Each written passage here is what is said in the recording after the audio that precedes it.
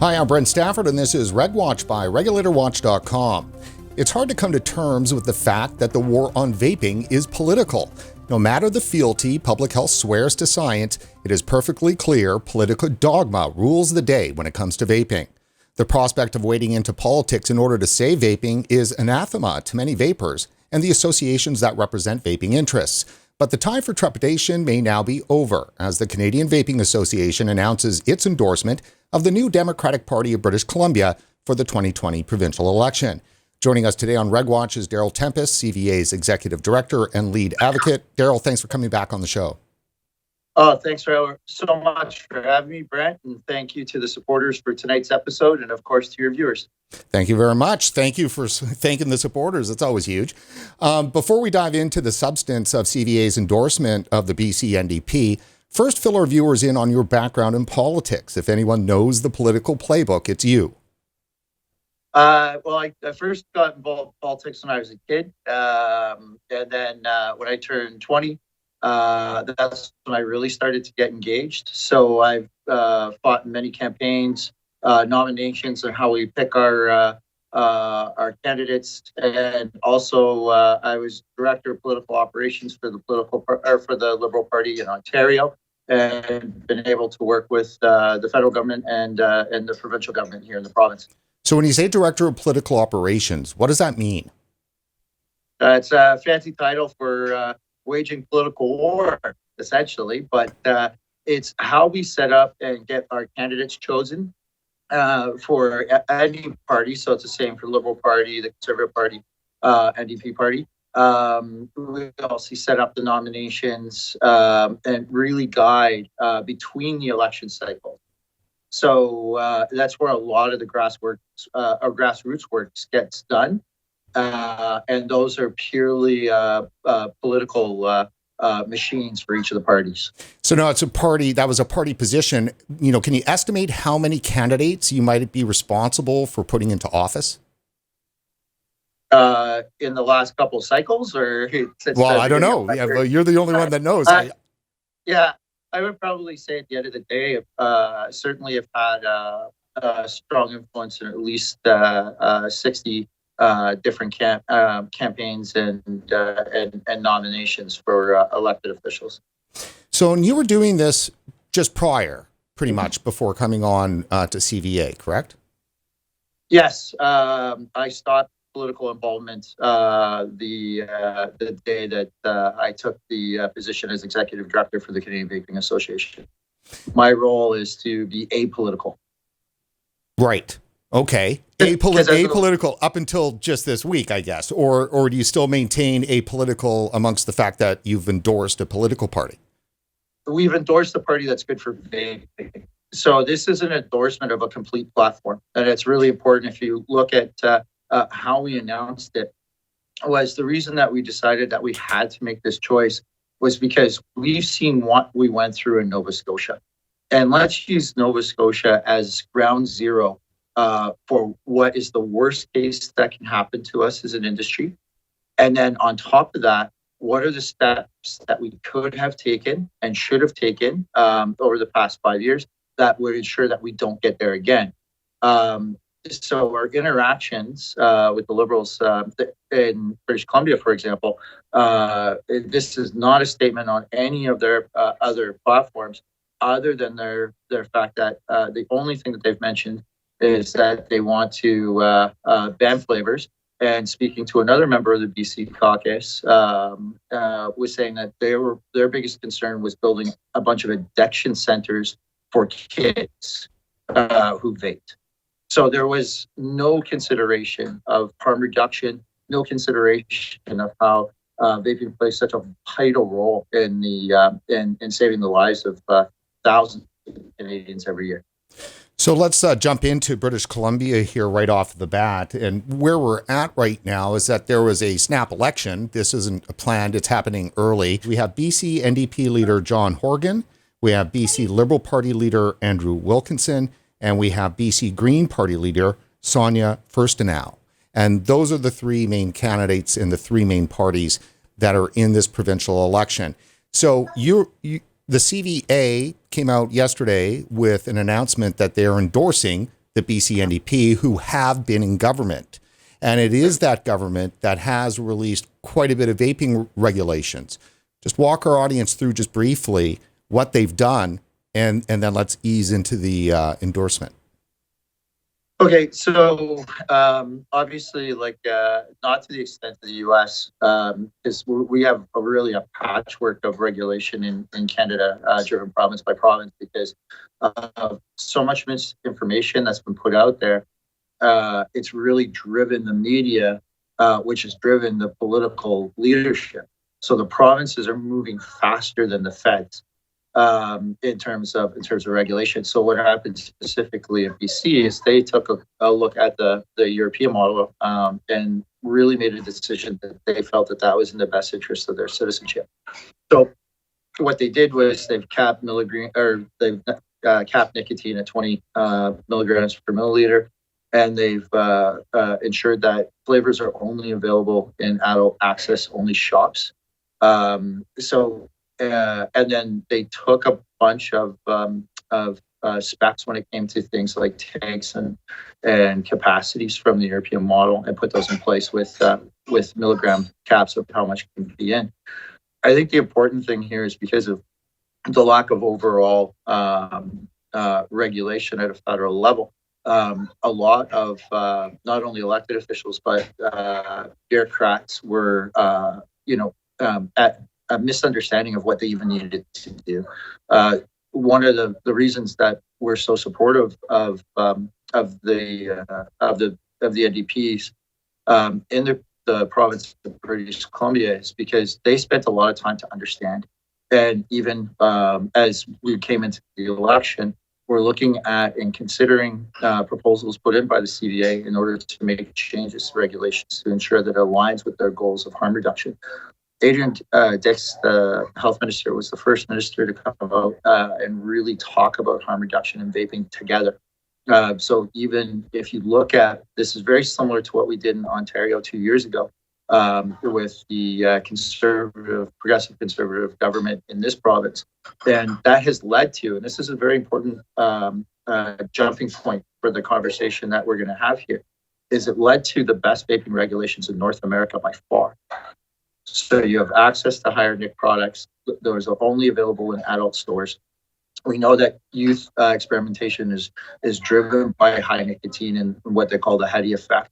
So being able to control access is a big part of our message to government.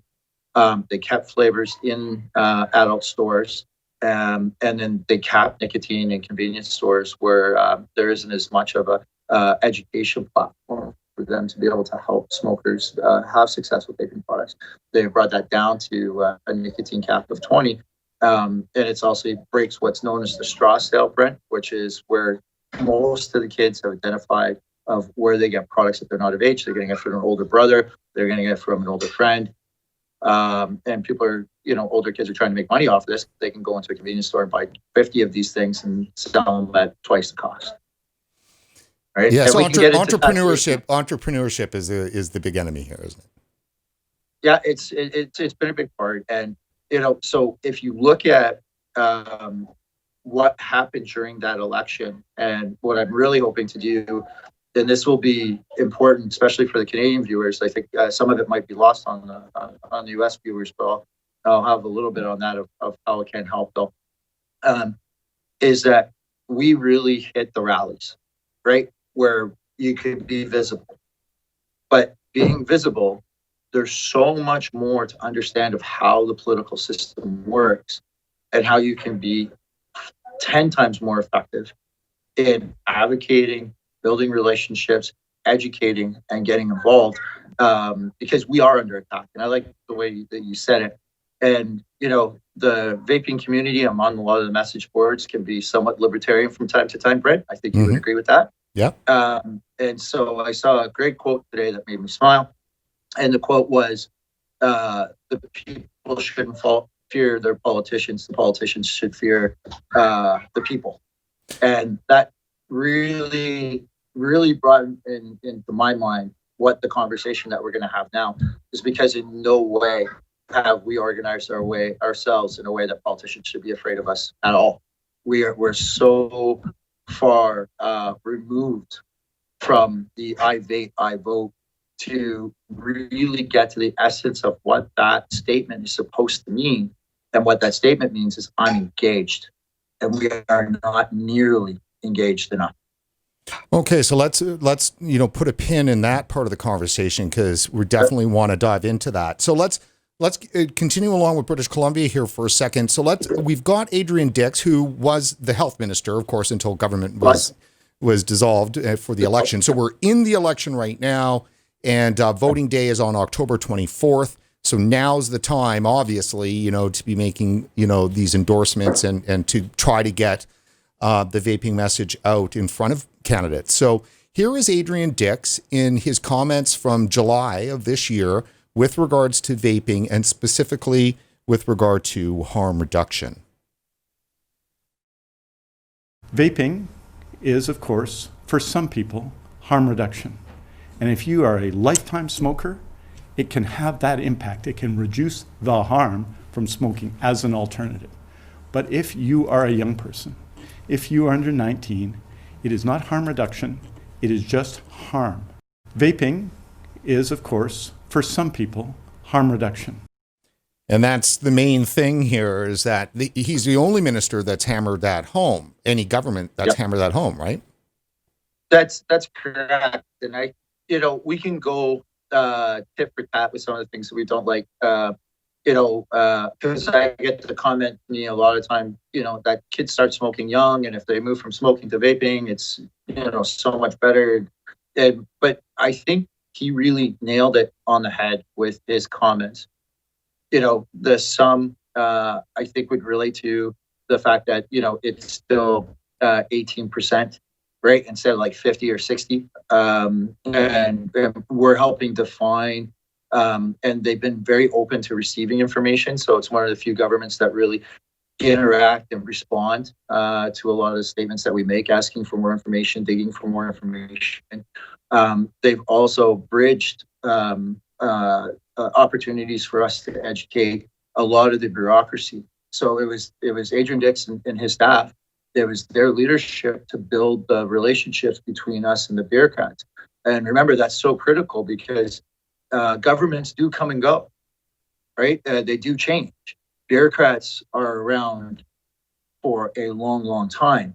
So having the leadership of a health minister to ensure that not only our relationship with the minister was strong and the information was going there, they took the extra step to make sure that we were developing our relationship with the bureaucracy, which is going to give us that 10 years and being able to educate the actual decision makers. Because you got to remember, in policy, the way I always used to do briefings for government is I do a one-pager for the minister so that they quickly could understand where I was trying to go and why.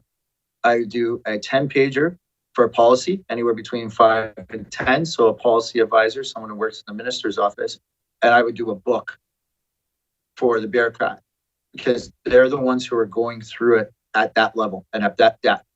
So the minister's office in this particular case was the one who allowed us to get to giving that person who needed the 100-pager all of the information and to be able to help contrast. So one of the things that hurt us with the snap election is we were really working to making the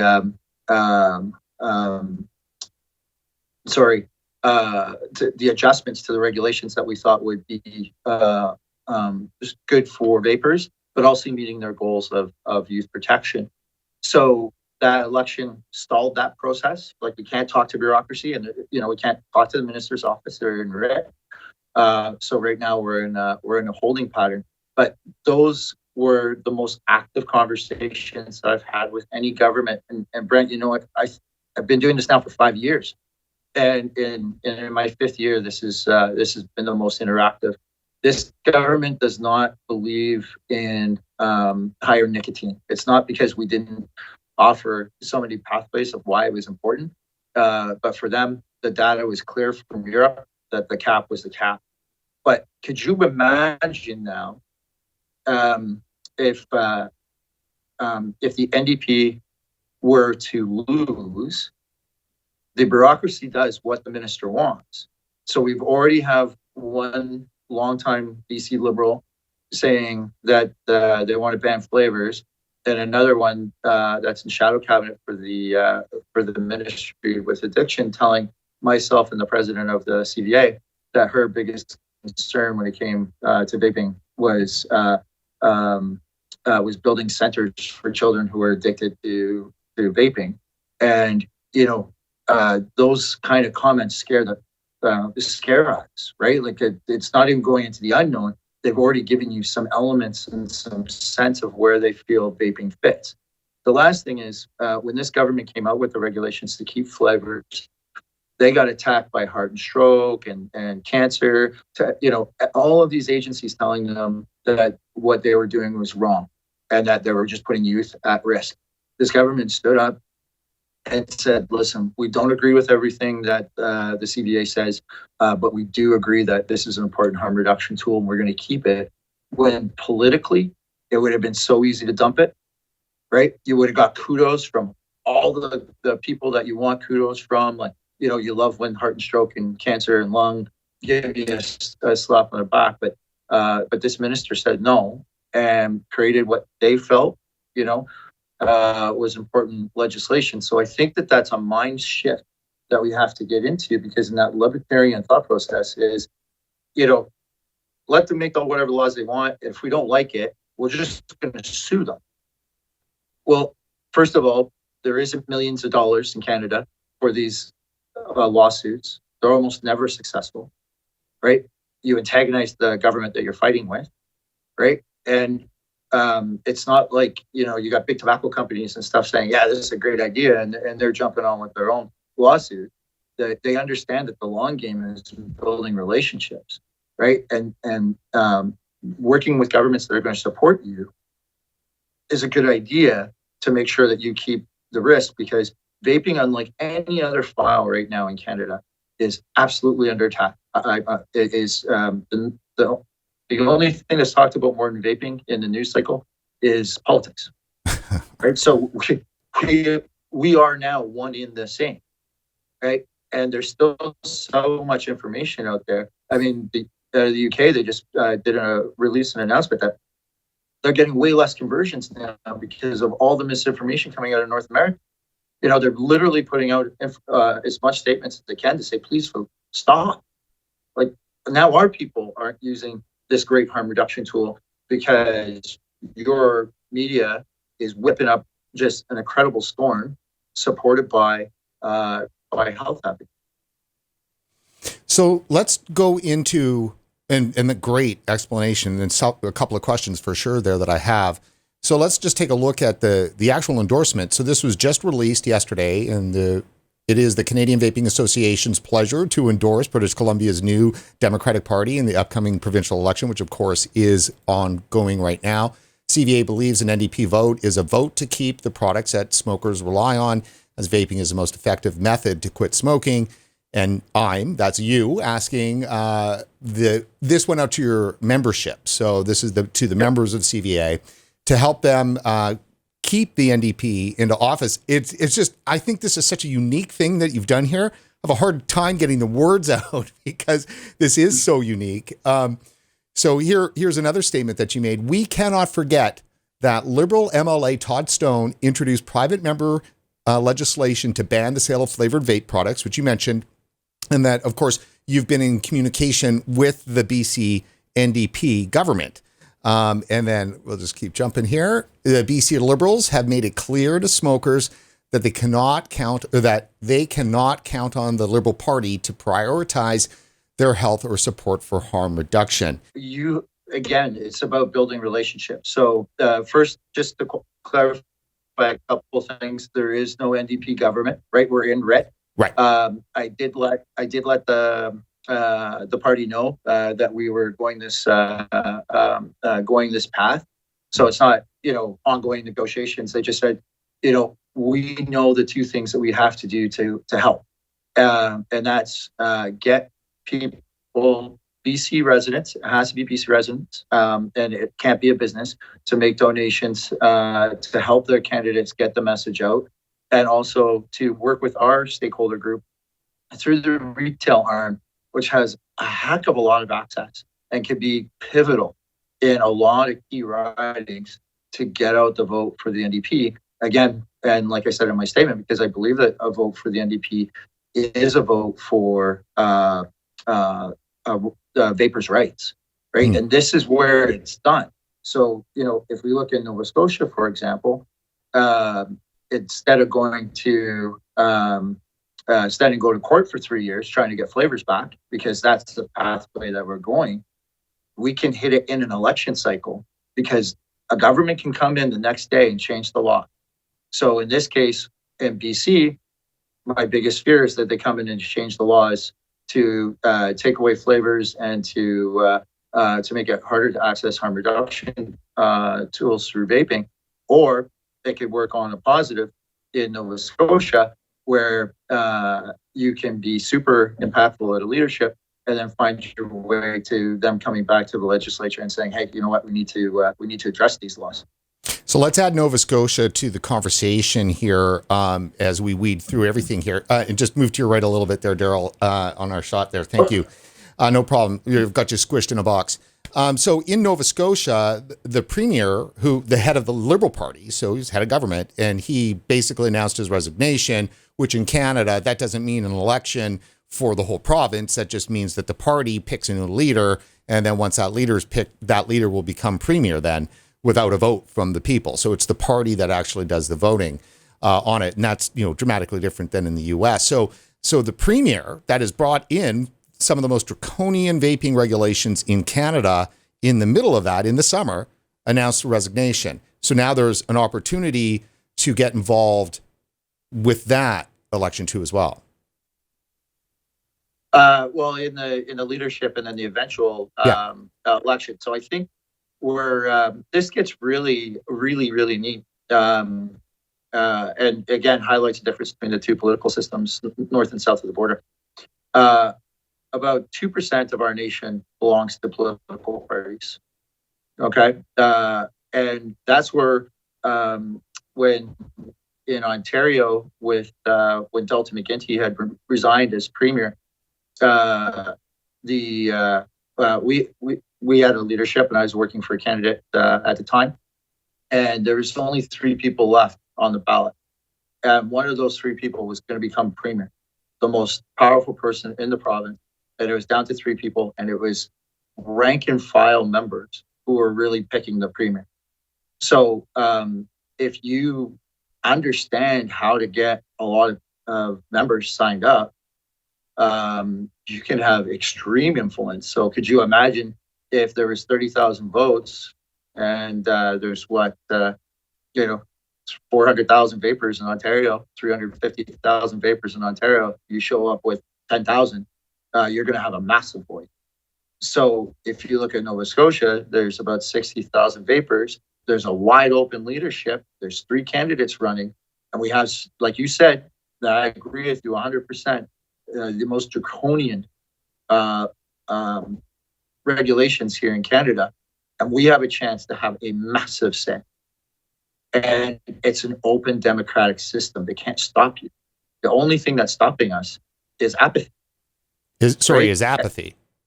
Is apathy, because when you the concept of I vote on election day, you're a blind vote, you're not an organized vote, you're not recognizable, right? That's why the system is supposed to be built.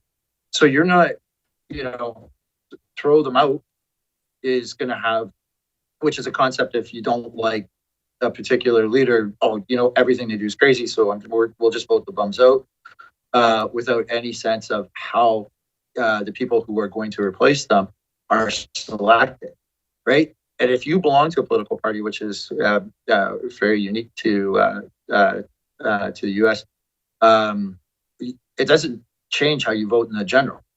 This is where the general election. This is where strategic organization makes sense, because when I was dealing with Nova Scotia, the Liberals wanted to ban flavors, and so did the Conservatives. And when I was looking for support during that time, neither would get behind it. So what do? Right? First, you go to court, like we've done. But the second is you look for political opportunities in order to influence those decisions. How is the best way to influence those decisions? Get a ton of members into a leadership and have the candidate of choice sign a document to say that they'll change the regulation. And then it's been done in Canadian politics before, especially when the Conservative Party and the Progressive Conservatives and the Reform Party came together. There's a ton of wheeling and dealing at that time. So it is such a critical element, and it's so easy because all you have to do is sign up on a leader, or sign up as a member, which is free, by the way, in that province, and cast a ballot with the when the organizers tell you, listen, this particular candidate, they're going to support vaping. We need to support them. That's it. So it's probably about a total of 6 or 7 minutes of work, and you could effectively change everything that's happened in Nova Scotia in a year if every adult vapor that ever bought from a vape shop comes together and does those two things. You do those two things, you can get it all back. We've got, so there's 3 candidates, and correct me if I'm wrong, if any's been added, just in our research. There's Labby, is it, how do you pronounce the last name there? Kasoulis? Oh, I can't see it on my screen, sorry. Oh yeah, it's Labby, Kasoulis, Ian Rankin, and Randy Delore. Yeah. Right, and Randy here, he's the former health minister in Nova Scotia, so, and he's running, so he might be somebody wanting to target. If you look at your strategy, it's the same thing that you kind of were talking about a little bit with the BC Liberals, right?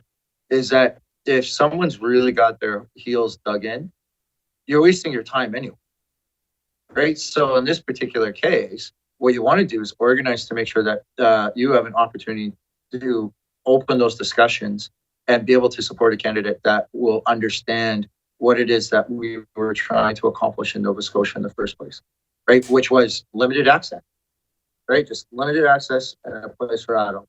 That was it. So you said that, if somebody's dug in, right, it's hard to, get them to move. So bringing it back to British Columbia here, where the election is happening right now. So again, to make sure that you answer this question, is the idea a carrot and stick thing. So, the endorsement goes out and it's the carrot for the NDP, but meanwhile, the stick for the BC Liberals. So even though that you can't change the people that have dug in, you want to make sure you're letting everybody know during the election who are the people that are not supporting vaping. Well, and what the change is going to be over the years, and BC is the starting point for this, is by being able to organize and show that we vape and we vote. Like, be able to make it into something real and tangible for people to see, right? In writings, support for the party. I think the BC Liberals would also take a chance and step back and say, we should address what is platform weakness when it comes to this harm reduction opportunity. So that, and they'll show that we can affect change, that we really can vote, right? And that even, in the future is find candidates in that party that can help change it from the inside. There's 1.1 million vapers across this country, which means that that's almost as many votes as the Bloc got in the last federal election and that the Green Party got in the last federal election. As a stakeholder group, we are the size of a national party. We need to start the process, and I know it's not going to happen overnight, but we need to start the process of not only being single issue voters. And I recognize very much that that can and will be a challenge to this strategy moving forward. But we don't have to be single issue voters if we get back in the process, like what I was talking about with leadership, with picking candidates, right? Nominations for the next election for whoever loses, that gets done at a party level. And some of these writings are so small. I got an email from an Ontario one that's looking to do their nomination, and they can't do it because they don't have 300 members, which is the party's minimum. Right. So you imagine, you go into a riding like that with 600 or 700 people that are well organized and understand. So now you're picking in the party that you tend to lean towards, you're picking the next candidate, right? Like that is exactly how those nominations work.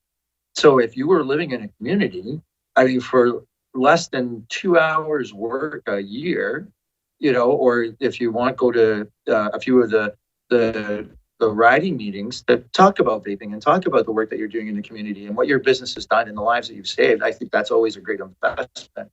But literally for 2 hours or for 2 hours a year, you could affect tons of political change in this country as it relates to vaping regulation and keep it as far away from the courts and everything that comes with it and the millions of dollars and unfortunately the time, because we're losing our businesses. You know, we've lost our businesses in Nova Scotia. You know, there's no way for them to survive, thrive. You know, Atlantic Canada is going to be very, very tough with the amount of consideration that vaping gets. So we needed to fight those battles 4 years ago when we had some political support from Nova Scotia. And then, you know, we said, okay, we got our support, great. Off we go. The relationships weren't followed up on. The local relationships aren't followed up on. People don't want to just hear from a national body like the CVA. Where it becomes powerful is when they're getting the phone calls. And, you know, I think that, you know, Ontario was a starting point, but it was such a large coalition of partners to really get Ford's attention. I think BC is the one where we've really started to target. Here's the ridings where we can help. Right, Here's right. a Get Out the Vote program that's going to help, and it's going to target a good amount of people. And the financial support that parties need during an election. Right, exactly. And so back to the endorsement, you know, you specifically have called out to the membership of the Canadian Vaping Association. Now, this would be British Columbians because, of course, as you mentioned, you have to be a resident of BC. So vote for your local NDP candidate. Send out email blasts encouraging your customers to do the same or risk losing flavored products, and make a donation to the NDP party to show your support. So how do you make sure that if you are going to donate, that the BC NDP and the local candidate knows that those dollars that are coming in from somebody who's got a pro-vaping position? They have very strong analytics that will help them track, especially with non-traditional members, right? So, but I think the best way to do it is to call your campaign, let them know that you donated, and thank them for their support of vaping. Right? Now, like that's it. That's the real advice, right? Is if you send in $10 or $5 or 20, 100, whatever it is, make sure you call the campaign. Yeah, and just and let them know. And specifically, even if you do support the NDP on their broad platform, I think the critical message that they need to hear from us, right? Because it's we spend so much time throwing stuff in the wind, right? Like you know, Brent, I don't think there's anyone that does as many press releases as I do. That's true. Right? They're trying to communicate. And I emailed those out to all the political members across Canada, public health, everything else. But there's nothing like when Joe or Jane calls the candidate and says, I'm voting for you. Thank you. I've been smoke-free for 4 years, right? And if you want to throw in support for high nicotine in adult shops, that's the time to tell them, hey, maybe this is something you can consider. Because when we go back to the ledge, because I'll never quit asking, right? Like it's a continual thing. Like with Health Canada, you know, we've been talking about concepts for 3 years. And if a certain regulation comes down, I feel it needs to be adjusted, I'll ask for the next 3 years, you know, once every month or once every 3 months. So that part of it never stops. But showing that you're engaged in their success would automatically make them a little bit more engaged in yours. And I mean, I can certainly say from my own experience, taking a break from journalism for a while in the early 2000s to mid 2000s, and I ended up working on behalf of several candidates for the BC Liberal Party here in British Columbia, and did the main streeting, manned the phones, went to town on that. And certainly during an election time, when people call in, you're going to really get noted down. Like, I mean, if enough people call in to a local candidate saying all of a sudden that they, are supporting vaping, that will get brought up in the amongst of the daily campaign stuff. And it's a good opportunity to get that to kind of to rise up, because if it's just like, 2 years into a government or something like that, there's really the constituency office is really, they're not going to be filtering that stuff up. But during a campaign, the campaign is active, and that's, you want to make that impact. Yeah, and again, it's going through the campaign office. There is no partisan politics in a constituency office. Oh, right. Correct. But the reason I use air quotes is that you're going to recognize a lot of the staff. A lot of staff take vacation time during elections. I know I certainly did. It was an expectation to go work in the campaign. Like, you don't, getting a meeting in your constituency office would be a little bit difficult right now. But it's essentially, these are important elements, because if you're calling the constituency office to talk about, policy and the donation that you gave the candidate, they can't do anything with that information anyways. So you call the campaign. That's and that's what I meant, actually. So thank you for correcting me on that. Yeah, exactly. Yeah. Once there's no government, things are different, right? And there's obviously there's different rules, right? So that's why I'm saying, like, there isn't huge, deep, active conversations with camps as it relates to very specific policies, right? It's more them understanding your issues, and certainly the changes that you'd like to see, and then you have to decide as an organization, in our case, or as an individual, what are your best chances of getting to those changes that you need. And that's why you'll see, like, with a lot of different endorsements that come out from, like, Labor, it's way more specific, right? Just like ours was, to this is good for labor. This is good for the teachers. This is good for vapers, right? So it's not unusual. We just have never done it as a community before. Okay, and why is that the case? Because, and now the preface, we talk about this a lot on our show, there is no one monolithic group of vapers. I mean, they cross the political spectrums. There might be chunks and stuff in some aspects, but really, I mean, ultimately, they're not all of one mind. And so single issue voting, I can understand works well for climate change and maybe the really contentious issues like abortion or gun rights or something like that. But in the end, I mean, is vaping really truly a single issue topic? And it's the same question for in the US, where, the we vape, we vote kind of stuff, is so strong, but yet, it doesn't seem to manifest itself into action. So is it going to be harder in Canada than in the US, or easier? I mean, what's your assessment on grouping that together around the concept of single issue? Okay, so one is, I don't think it's going to be easy at all.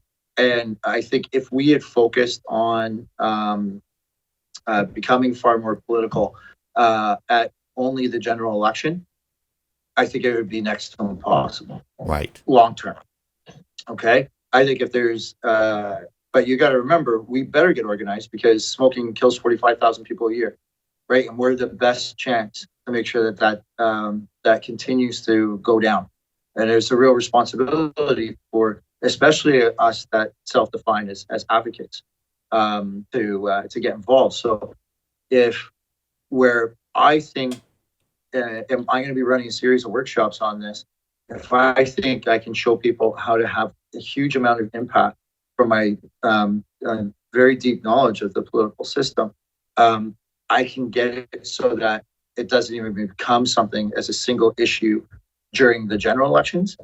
Where it becomes a single issue is when you're in nominations and specific ridings, political leaderships that come up at all levels, year after year after year, right? that if we can understand how to have an impact when it comes to being able to communicate as a group, as a public group. So this, I think, will allow us to have an impact long before, which after a couple cycles, you'll see a huge amount of change.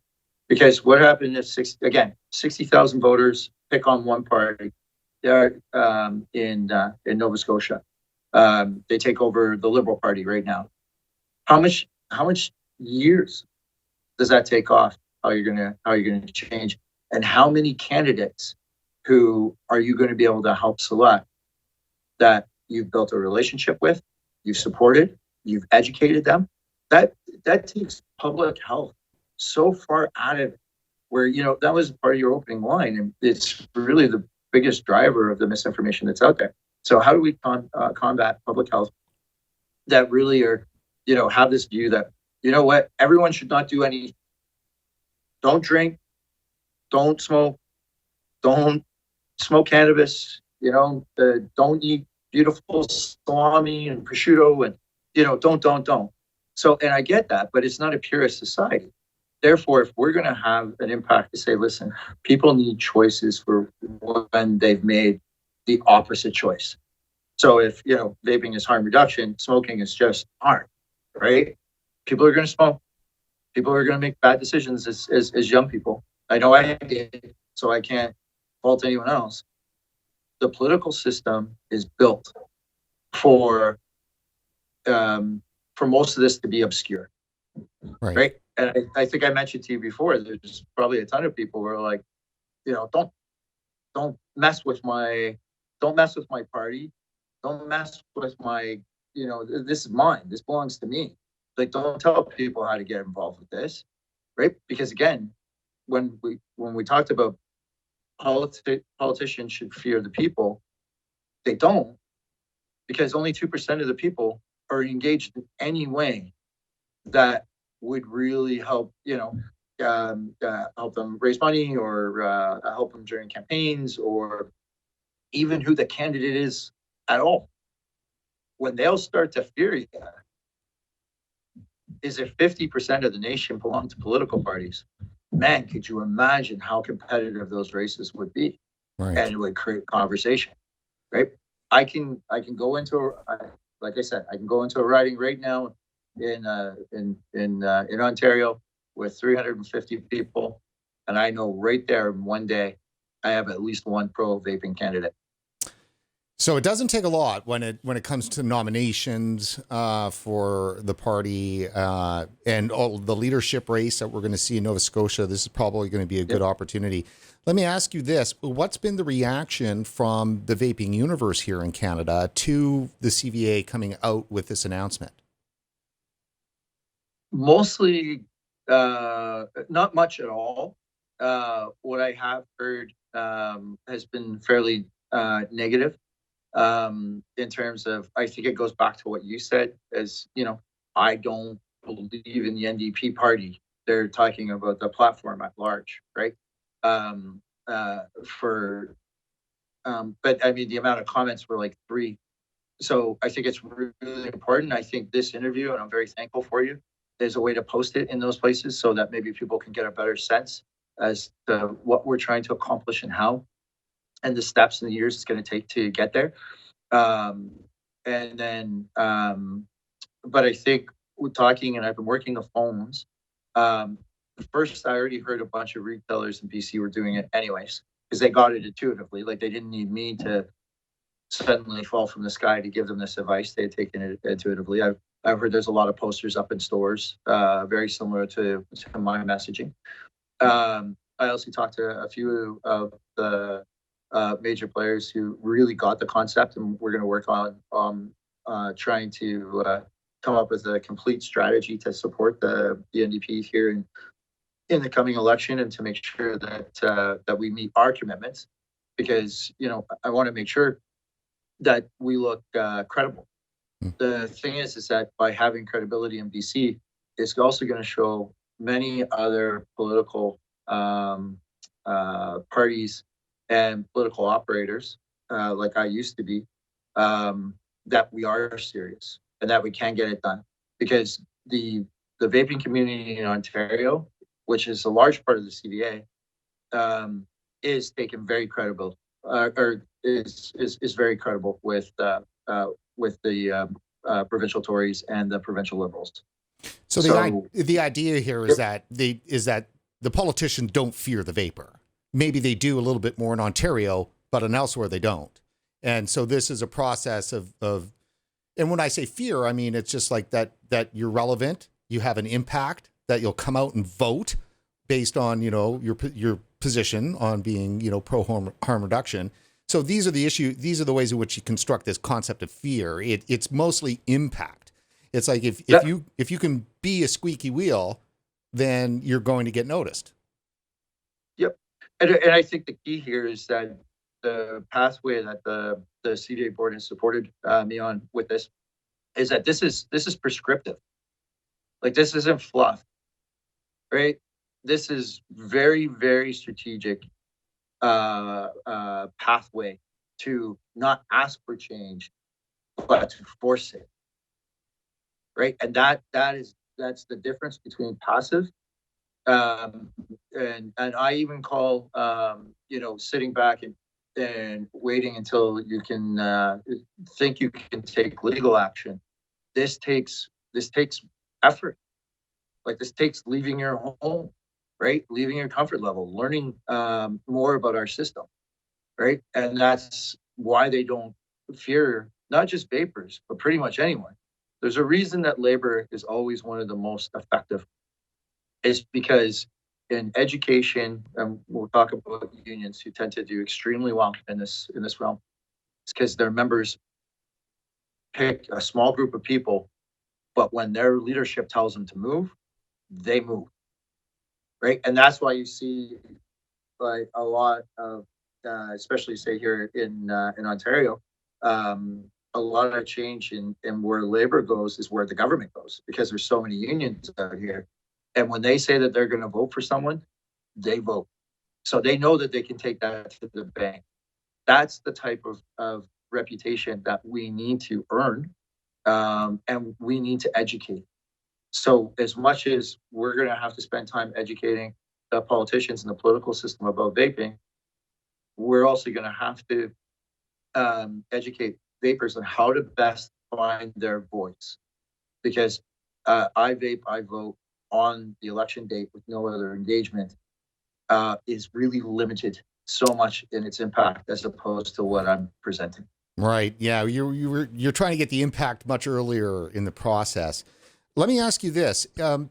In the reasoning and the thinking inside, you know, with the CVA board and so forth, was there some consideration to what it might mean in terms of attracting the wrong kind of attention to a candidate or the NDP, for instance, from, say, heart and lung and cancer and so forth? Doesn't that kind of invite attacks on the government that you're hoping is going to continue along with their process that is essentially pro-vaping? Yeah, no, I would agree with that as being a concern. It's not like we've asked the NDP to come out as a party platform to say, okay, you know what, we're moving forward with vaping in even bigger ways. I think for them that's political suicide. I'll be honest. I would never have suggested it.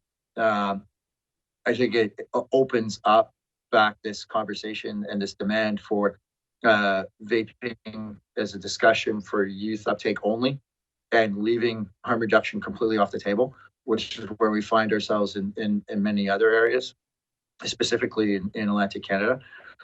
So, you know, and if you look at, and I'll be putting this out tomorrow, we're also going to be endorsing certain candidates, and we have an NDP candidate, a independent candidate in Joshua Anderson, which is in Chilliwack.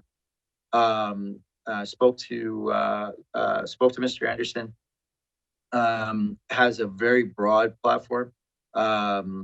Certainly very progressive from what I've been able to research, but again, very, very pro-vaping. So here's an opportunity to even step back from party politics and to be able to say, here's someone in a riding that is achievable and is winnable.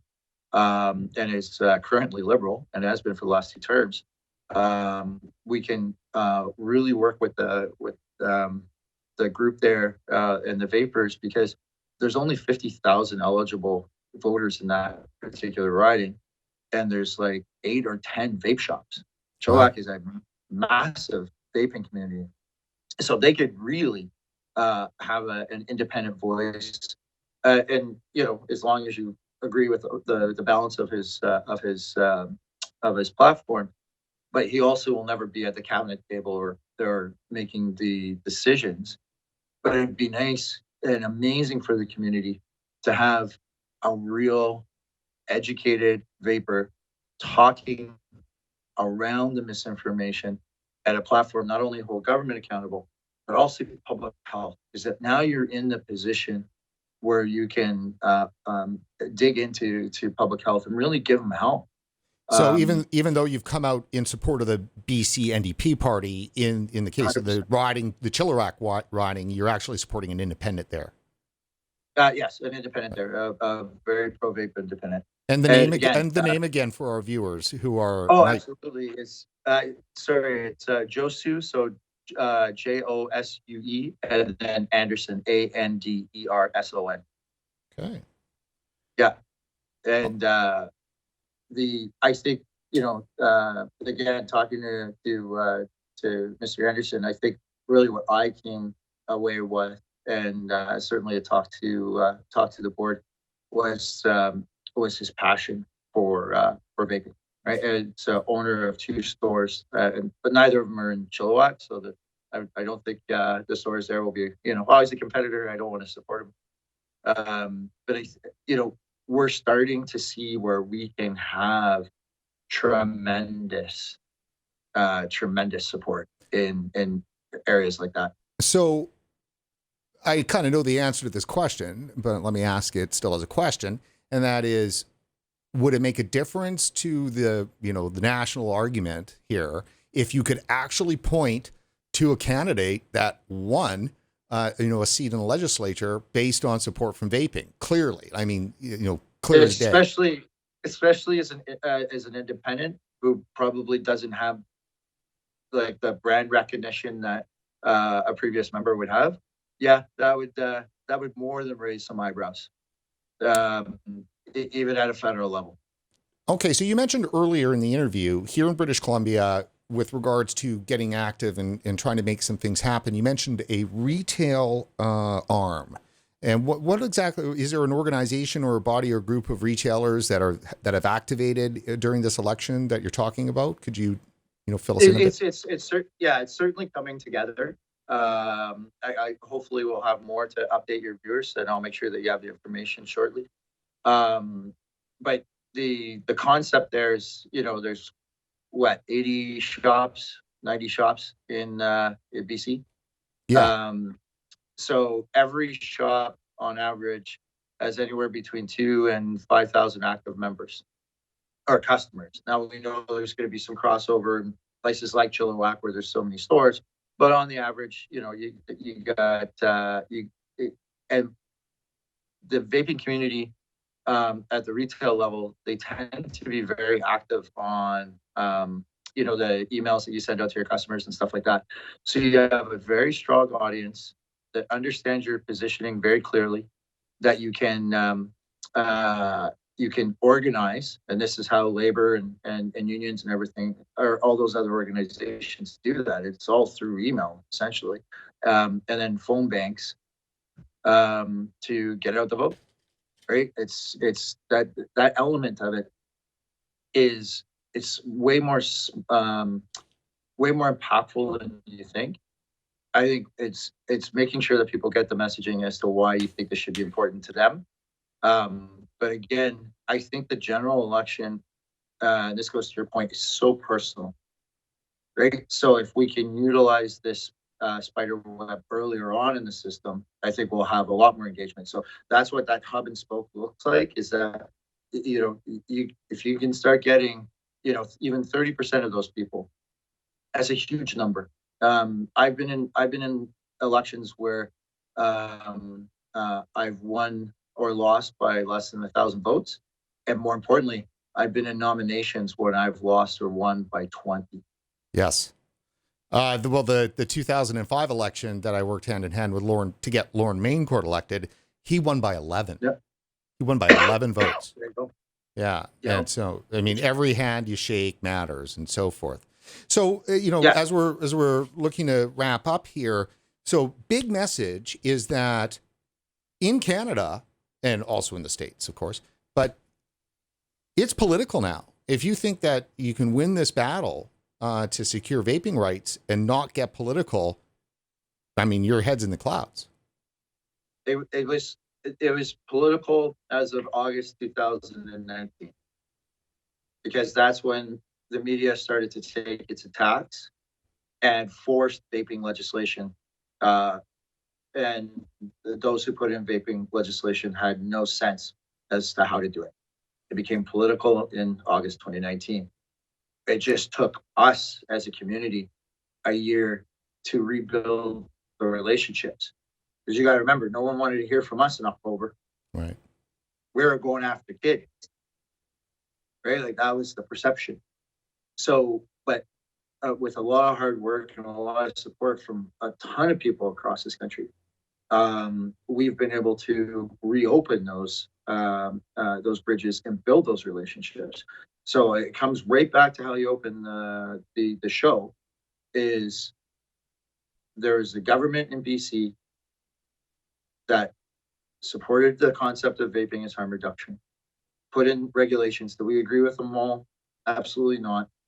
Has been open to feedback on those regulations and how we may and could address them, and supported us and answered our calls and answered our emails and helped us with our relationship development. Why would we not support a government that took those steps to support our community? So this is why I think these conversations and programs like this great program that you put on, Brent, is so important, because we're always telling everybody what we want them to know. And then we forget sometimes that we got to also listen and figure out what we need to do to make sure that we get the right support. And let me add, in our 5 years, we're celebrating our 5th year now. Our anniversary is actually happening right now over these next couple months. We'll start re-releasing some of our original pieces, which still have legs, of our vaping coverage. And let me just say that, like, it goes back to like how you said in August of 2019, it was just they attacked the virtues of vaping, and all vapors, to the extent that you're really behind the vaping, it was virtuous to vape, and that got destroyed. And so the rebuilding that back up is kind of that process with politicians to get them to understand, if they didn't, that there is a virtue that's behind this. This isn't just about addicting kids and and so forth. But for vapors, they've got, in the hundreds and hundreds of interviews we've done, countless thousands of hours, there's a sense that that we have this right. We have a right to protect, our body. The government is still selling us the cigarettes. The public health spent, 30 years demonizing smoking and nagging us to death, making us pariahs in social environments, forcing us to quit. Many of us who did quit, especially in these later, times and stuff like that, just a matter of a year or two, and all of a sudden, vaping is deadly evil, and you're killing kids. And it's just the assault on your sense of virtue and what's right is hard to get over. And so to ask vapors to jump into this dirty political process and to have to make compromises in order to achieve a long-term political goal is tough for a lot of them.